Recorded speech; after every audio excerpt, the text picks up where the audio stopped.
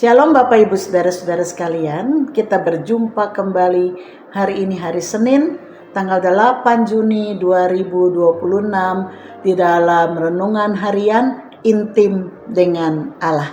Sebelum kita mulai, mari kita berdoa terlebih dahulu. Bapa di surga, Bapa yang maha baik, terima kasih untuk hari ini, hari di mana kami diperkenankan oleh Tuhan untuk menikmati segala sesuatu yang Tuhan beri. Bapa, kami rindu bersekutu dengan Engkau. Sebab itu mari ya Tuhan, Engkau ada di tengah kami saat ini, dan Tuhanlah yang berbicara bagi hamba-Mu. Engkau buka pikiran kami buka hati kami untuk Engkau. Berbicaralah, bukakan hal-hal yang tersembunyi, singkapkan agar kami bisa mengerti kehendak Tuhan dalam hidup kami. Di dalam nama Yesus kami berdoa, amin. Judul renungan hari ini adalah Tinggallah bersama kami. Diambil dari Lukas pasal 24 ayat 25 sampai 35 dengan fokus kepada ayat 28 sampai 29. Sementara pembacaan Alkitab 1 tahun diambil dari Yeremia pasal 1 sampai pasal 2, Matius pasal 20 ayat 17 sampai 34. Saya berharap Bapak Ibu Saudara bisa membaca ayat-ayat ini terlebih dahulu. Saya akan baca Lukas pasal 24 ayat 28 sampai 31. Demikian. Mereka mendekati kampung yang mereka tuju. Lalu ia berbuat seolah-olah hendak meneruskan perjalanannya.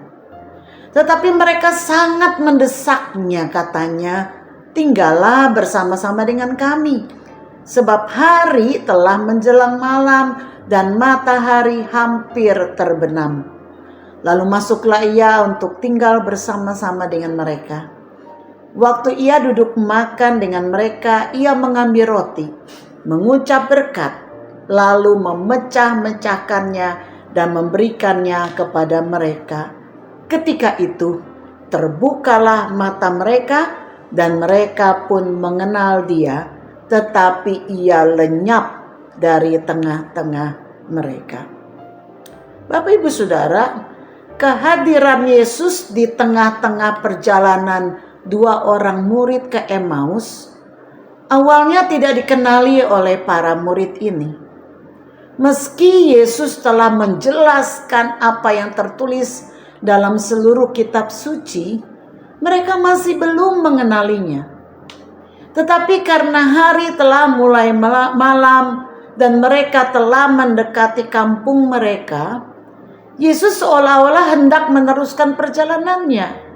Di sini murid-murid tersebut melakukan keputusan yang benar, yakni mereka mengundang Yesus untuk tinggal bersama-sama mereka.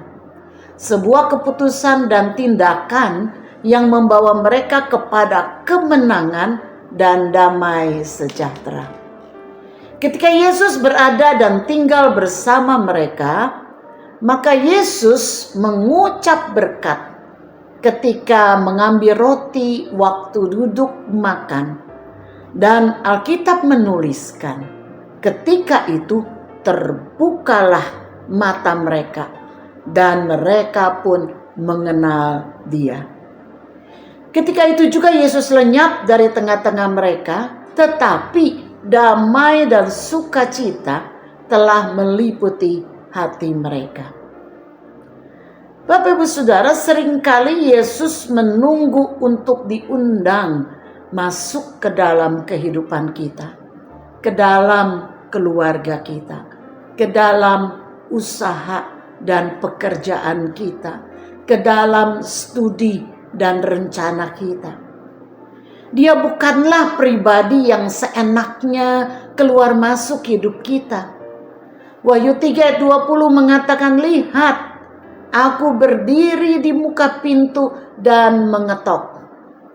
Jikalau ada orang yang mendengar suaraku dan membukakan pintu, aku akan masuk mendapatkannya dan aku akan makan bersama-sama dengan dia dan ia bersama-sama dengan aku.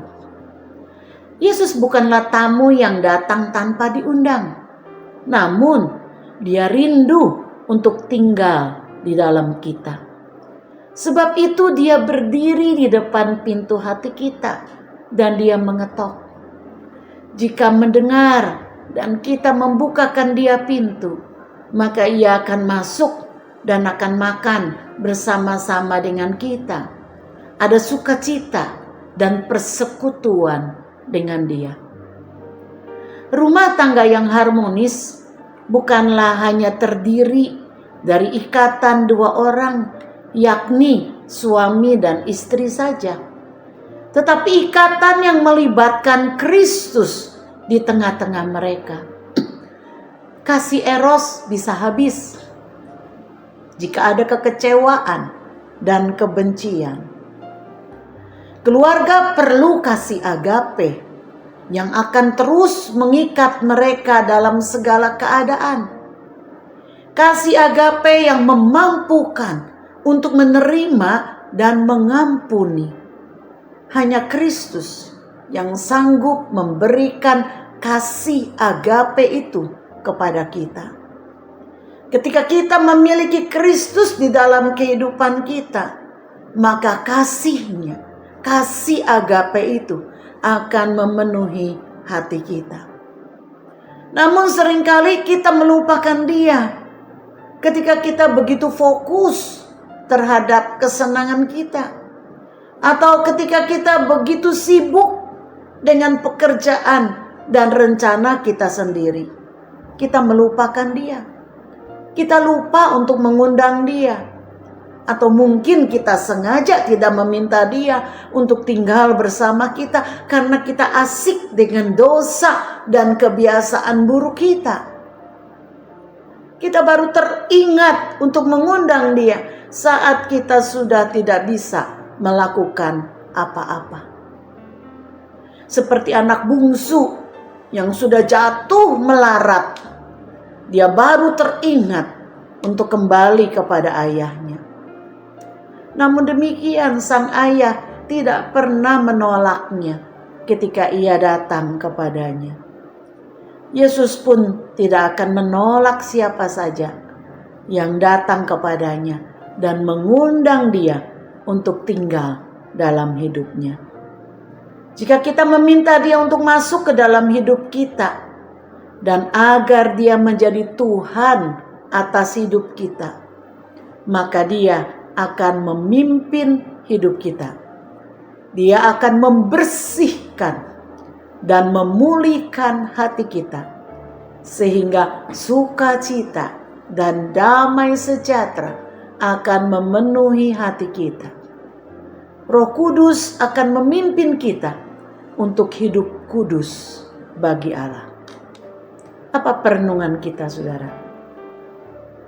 Maukah saudara mengundang Yesus untuk masuk dan tinggal dalam hidup saudara dan dalam keluarga saudara?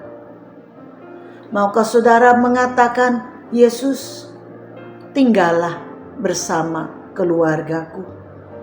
Kami tidak dapat melakukannya sendiri. Kami perlu Engkau. Kami perlu kekuatan darimu. Kalau Yesus mau tinggal bersama kedua murid di Emmaus, maka dia pun mau tinggal bersama saudara. Jika saudara memintanya dengan sungguh-sungguh, tinggallah bersama-sama dengan kami. Sebab hari telah menjelang malam dan matahari hampir tenggelam. Mari kita berdoa. Tuhan, di tengah-tengah gelapnya dunia ini, di tengah-tengah situasi kami yang ada di dalam pergumulan, yang ada di dalam kesesakan, yang ada di dalam kebimbangan dan keraguan-raguan, kami berteriak kepada Tuhan, tinggallah bersama dengan kami. karena hari telah hampir malam. Kami ada di dalam kegelapan, kami perlu Engkau Tuhan. Kami perlu kehadiran. Kami perlu Engkaulah yang memimpin hidup kami. Dan kami mengundang Engkau untuk tinggal di dalam hidup kami, di dalam hati kami, untuk memimpin hidup kami. Karena kami tidak berdaya, kami tidak bisa berjalan sendiri, kami perlu Engkau. Terima kasih karena Engkau Tuhan yang mau hadir, yang mau datang, yang bahkan mengetuk pintu hati kami. Dan ketika kami membukakan pintu, Engkau akan masuk dan akan makan bersama-sama dengan kami. Yang berarti ada persekutuan yang indah dengan Engkau. Terima kasih, kami mengundang Engkau untuk hadir dalam hidup kami. Terpuji nama Tuhan. Di dalam nama Yesus kami berdoa dan bersyukur. Amin. Kiranya Tuhan memberkati kita semua. Shalom.